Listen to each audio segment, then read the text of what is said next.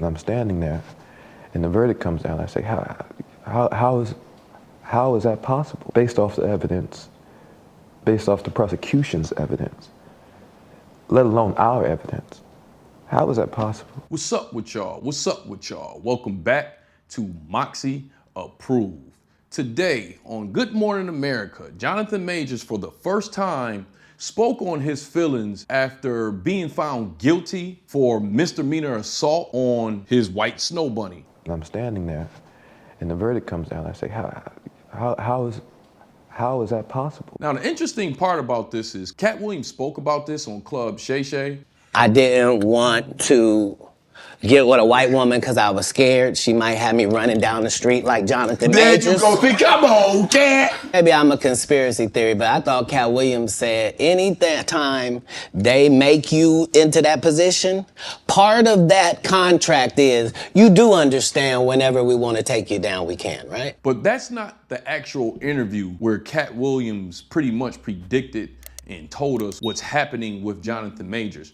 It was actually his interview with Mike Tyson, the Hot Boxing podcast, where he spoke about how Hollywood treats these kind of situations. In our industry, who pays you is who tells you what narrative you're allowed to use.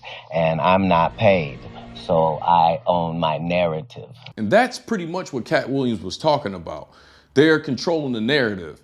They still ended up turning his narrative into him being some mean, violent. Majors' defense team shared these photos, which he says show the injuries he received that night, which were deemed inadmissible in court. If you watch those videos and you reverse that, and you saw a black man chasing a young white girl down the street, screaming and crying, that man is going to be shot and killed in the streets of New York City.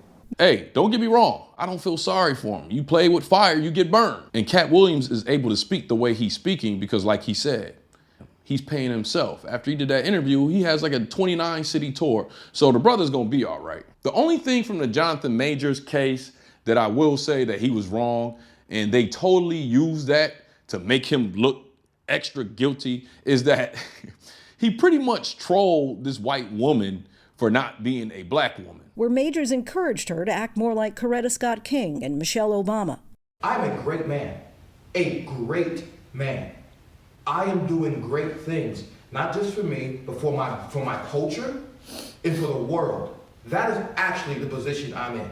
The woman that supports me needs to be a great woman. And see, that lets me know that he really don't know the true essence of these folks, because he was playing with hot fire right there, you know. As you're probably well aware that people were saying, well, why was he telling this woman to be like Coretta Scott King and Michelle Obama? It was me trying to give an analogy of what it is I'm aspiring to be.